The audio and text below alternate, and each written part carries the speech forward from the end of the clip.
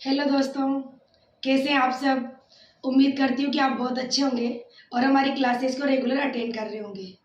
आपको कुछ दिनों पहले मैंने एक वीडियो में शेयर किया था कि मैं बहुत ही जल्द आप लोगों के लिए साइंस और टेक्नोलॉजी से जुड़े हुए क्वेश्चंस लेकर आने वाली हूँ। थोड़े थोड़े क्वेश्चंस अटेम्प्ट करके हम लोग साइंस और टेक्नोलॉजी को धीरे धीरे समझने की कोशिश करेंगे। जैसा कि आपको याद ही है कि कनिष्ठ लेखाकार, आरएस ऐसे कुछ एग्जाम्स होते हैं जिनमें साइंस और टेक्नोलॉजी के क्वेश्चंस पुट होते हैं। तो हम लोग थोड़े थोड़े क्वेश्चंस की सीरीज लेकर वन लाइनर में आप लोगों को साइंस और टेक्नोलॉजी के क्वेश्चन से रूबरू कराने वाले हैं। तो आप लोग जुड़े रहे हमारे चैनल के साथ। तो चलिए आइए करते हैं क्वेश्चन। एक व्यक्ति दुर्घटना में घायल हो गया, उसके रक्त समूह की जांच का समय नहीं है। मतलब एक व्यक्ति है जिसका एक्सीडेंट हो गया है, अब उसको अचानक से ब्लड की जरूरत पड़ी, लेकिन वो काफ़ी सीरियस कंडीशन में है और डॉक्टरों के पास इतना वक्त नहीं है जो ब्लड टेस्ट कर सके। तो उसे कौन सा रक्त दिया जाना चाहिए, तो ऐसी कंडीशन में उसे कौन सा रक्त दे सकते हैं। तो देखो, सबसे पहले आप ये समझो कि हमारा जो ब्लड ग्रुप होता है ये एक तो ए बी और ओ होता है। ए वाले में ए एंटीजन, बी वाले में बी एंटीजन, ए बी वाले में ए और बी दोनों एंटीजन होते हैं, जबकि ओ वाले में कोई सा भी एंटीजन नहीं पाया जाता। इसके अलावा ब्लड ग्रुप या तो पॉजिटिव होता है या फिर नेगेटिव होता है। तो मैंने आपको इसके पहले एक क्वेश्चन कराया था, उसमें बताया था कि आरएच फैक्टर जिसकी खोज मकागारिसस नामक बंदर में की गई थी, ये इंसानों के ब्लड में भी पाया जाता है, लेकिन कुछ इंसानों के ब्लड में पाया जाता है और कुछ इंसानों के ब्लड में नहीं पाया जाता। तो इसकी प्रेजेंस और एब्सेंस के आधार पर हमारा ब्लड पॉजिटिव और नेगेटिव होता है। जिन लोगों के ब्लड में आरएच फैक्टर होता है वो तो पॉजिटिव होते हैं और जिनके ब्लड में आरएच फैक्टर नहीं होता वो नेगेटिव होते हैं। तो यहाँ पर देखो, अगर पहली बार तो आप ही सोचे कि अगर ए वाले वो जो व्यक्ति है वो ए वाला है, तो उसको अगर आप बी चढ़ाओगे तो एंटीबॉडी अपोजिट हो गए। ए बी वाले में दोनों एंटीबॉडी है तो अपोजिट हो गया, लेकिन तो ओ वाले में कोई सा भी एंटीजन नहीं है, इसीलिए वो इसका अपोजिट नहीं होगा, तो आप इसको ओ चढ़ा सकते हो। यानी देखो, वैसे भी आपको याद होगा कि ओ को हम लोग बोलते हैं सर्वदाता, यानी ओ वाला सबको ब्लड दे सकता है क्योंकि उसकी बॉडी में कोई सा भी एंटीजन नहीं पाया जाता, और उसकी बॉडी में अगर कोई एंटीजन पाया ही नहीं जाता तो जिसकी बॉडी में कोई दूसरा एंटीजन है उसके साथ वो रिएक्ट करेगा ही नहीं, तो उसको कोई फर्क नहीं पड़ेगा। इसीलिए अपन को यह ध्यान रखना है कि जिस व्यक्ति का ब्लड किसी मतलब कोई सा भी अगर व्यक्ति का ब्लड, तो उसे एक तो हम ओ ब्लड दे सकते हैं। अब ओ में भी अगर देखो कोई व्यक्ति का ब्लड पॉजिटिव है तो उसका मतलब उसमें आरएच फैक्टर है, तो अगर उसके में आरएच फैक्टर है और किसी और वाले ब्लड का आरएच फैक्टर दे दिया तो उनके बीच भी प्रॉब्लम होगी। इसीलिए ऐसा व्यक्ति जिसमें एक तो ब्लड ग्रुप ओ हो और जिसमें आरएच फैक्टर ही ना हो, ऐसे व्यक्ति का ब्लड उसे दिया जा सकता है। यानी हमें यहाँ पर यह पूछा है कि एक व्यक्ति दुर्घटना में घायल हो गया और उसके रक्त समूह की जांच का समय नहीं है, तो उसे कौन सा रक्त दिया जा सकता है, तो ओ दिया जा सकता है, लेकिन नेगेटिव वाला, क्योंकि पॉजिटिव वाले में तो आरएच फैक्टर होते हैं। अब आपने मान लो जिस व्यक्ति को ब्लड दिया उसका पॉजिटिव भी हो सकता है, नेगेटिव भी हो सकता है, अपन को पता ही नहीं है। इसीलिए अपन ऐसा ब्लड दे दें जिसमें ना तो कोई एंटीजन हो और ना ही कोई आरएच फैक्टर हो, ताकि सामने वाले व्यक्ति के ब्लड के अंदर वो होंगे भी तो भी जो दे रहे हैं उसमें तो है ही नहीं, तो रिएक्शन का कोई सवाल ही पैदा नहीं होता। इसीलिए नेगेटिव ब्लड ग्रुप हो और ओ वाले का हो तो वो किसी भी दुनिया वाले व्यक्ति को दिया जा सकता है। आप चाहे ब्लड टेस्ट ही मत करो, सामने वाले का अगर आपको पता है कि इसका वो नेगेटिव है तो आप बिना सोचे समझे उसको वो ब्लड चढ़ा सकते हैं। चलिए नेक्स्ट चलते हैं। कौन सा रोग पानी के प्रदूषण की वजह से नहीं है। तो देखो, अपन ये वैसे ऑप्शनल क्वेश्चन था तो उसमें अपन का जो आंसर है वो हेपेटाइटिस बी, क्योंकि जो एक्चुअली जो हेपेटाइटिस बी है, ये हेपेटाइटिस बी जो है वो सेक्सुअल ट्रांसमिशन की वजह से होता है। यानी जब दो व्यक्ति सेक्सुअली एक दूसरे के कांटेक्ट में आते हैं, इसे शॉर्ट में एसटीडीबी कहते हैं। एसटीडी मतलब सेक्सुअल ट्रांसमिटेड डिसीज, ऐसी डिजीज जो एक दूसरे के सेक्सुअल कांटेक्ट लैंगिक क्रियाओं के द्वारा फैलता है। तो ऑब्वियसली अगर ये लैंगिक क्रियाओं से फैलता है तो ये पानी की वजह से नहीं फैलेगा। पानी की वजह से फैलने वाली तो ऑलरेडी बहुत सारी बीमारियां होती है, जैसे कि आपको पता होगा जो टाइफाइड होती है, पीलिया होता है, ये कुछ ऐसी बीमारियां होती है जो पानी से फैलती है। लेकिन जो हेपेटाइटिस बी है ये सेक्सुअल ट्रांसमिशन की वजह से फैलती है, यानी जब दो व्यक्ति एक दूसरे सेक्सुअली कॉन्टैक्ट में आते हैं, सेक्सुअली यानी लैंगिक क्रियाओं के दौरान आपस में कॉन्टैक्ट में आते हैं, तो बॉडी टू बॉडी उनके अंदर ये जो बीमारी हेपेटाइटिस बी है वो फैल जाती है। तो यहाँ पर कौन सा रोग पानी की वजह से नहीं फैलता, तो ये अगर देखो यहाँ पर कुछ और रोग मान लो पीलिया है, तो पीलिया तो पानी से फैलता है, टाइफाइड है पानी से फैलता है। तो ये जो पानी से फैलने वाली बीमारियां हैं वो पानी के प्रदूषण से फैलती है, लेकिन ये सेक्सुअल ट्रांसमिशन की वजह से फैलती है। चलिए नेक्स्ट चले, सुनहरी, एक मिनट, ये सुनहरी आएगा यहाँ पे, सुनहरी यानी गोल्डन राइस है। गोल्डन राइस क्या होते हैं, तो देखो एक ट्रांसजेनिक चावल है जिसकी किस्म है जिसमें कैरोटीन यानी विटामिन ए भरपूर मात्रा में होता है। यानी देखो ट्रांसजेनिक यानी सिर्फ पराजीन भी कहते हैं।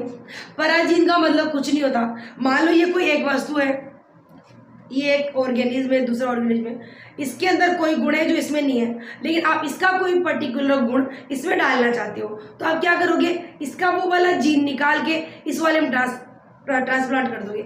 आजकल बहुत सारे एक्सपेरिमेंट प्लांट्स वगैरह पे हो रहे हैं, सब्जियों पे हो रहे हैं, उनमें ये चीज़ काफ़ी ज़्यादा मात्रा में की जा रही है।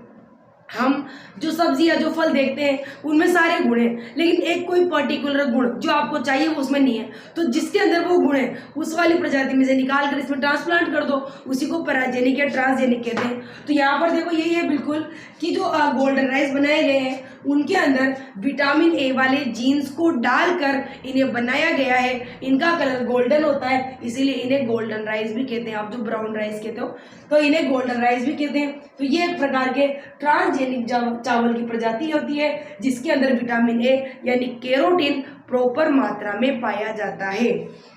चले आगे चले, ऐसा उपकरण जो रासायनिक ऊर्जा को विद्युत ऊर्जा में परिवर्तित कर दे क्या कहलाता है, तो ये होगा आपका बैटरी। आपको याद होगा जो बैटरियां होती है, कुछ बैटरी तो ऐसी होती है जो चार्ज वाली होती है, कुछ ऐसी होती है जो चार्ज वाली नहीं होती, जैसे आपके मोबाइल की बैटरी, गाड़ियों की बैटरी, ट्रैक्टरों की बैटरी, कार की बैटरी, ये तो चार्ज हो जाती है। तो वो चार्ज हो जाती है क्योंकि उसके अंदर केमिकल भरा होता है, दोबारा से केमिकल डाल के उसे चार्ज किया जा सकता है, जैसे आपके मोबाइल को आप इलेक्ट्रिसिटी से चार्ज कर लेते हो। इसके साथ ही अब वो भी देखेंगे आपने सेल, घड़ियों की जो सेल होती है वो भी एक प्रकार की बैटरी होती है, उन्हें शुष्क सेल कहते हैं। एक बार उनका चार्ज खत्म होने के बाद उन्हें दोबारा चार्ज नहीं किया जा सकता। तो हम हमारे आसपास दो टाइप की बैटरी यूज करते हैं, एक तो जिन्हें शुष्क सेल कहते हैं और एक जिन्हें संचायक सेल कहते हैं। शुष्क सेल तो वो होते हैं जो दोबारा से चार्ज हो जाते हैं, और जो दूसरे वाले सेल होते हैं, सॉरी शुष्क सेल जो चार्ज नहीं होते, जैसे कि अपन जो सेल देखिए वो एक प्रकार की बैटरी होती है। इसके अलावा अगर अपन बात करें नॉर्मल, जैसे आपकी मोबाइल की बैटरी होती है, गाड़ियों की बैटरी होती है जो दोबारा से चार्ज हो जाती है, तो इनके सबके अंदर केमिकल होते हैं, वो उन्हीं केमिकल को विद्युत ऊर्जा में बदलने का काम करते हैं। इसीलिए जो बैटरी होती है वो रासायनिक, उसके अंदर केमिकल भरे होते हैं। जैसे आपने देखा होगा गाड़ी की जो बैटरियाँ होती हैं, इन्वर्टर की जो बैटरी होती है उसके अंदर भी सल्फ्यूरिक एसिड भरा जाता है, तो वो एक रासायनिक पदार्थ होता है, तो वो रासायनिक ऊर्जा को विद्युत ऊर्जा में बदलने का काम करती है, इसे क्या बोलते हैं, बैटरी बोलते हैं। इसी तरह अगर आप ये क्वेश्चन उल्टा आ जाए, ये क्वेश्चन इस तरह से भी आ सकता है, उल्टा का मतलब ऐसे आ सकता है, जैसे ऐसा उपकरण जो यांत्रिक ऊर्जा को विद्युत ऊर्जा में बदलता है, तो उसमें आपका आंसर आएगा विद्युत जनित्र। क्या आंसर आएगा उसमें, विद्युत जनित्र। यानी अगर आपको यांत्रिक ऊर्जा को विद्युत ऊर्जा में बदलने वाला आ जाए, एक सेकेंड,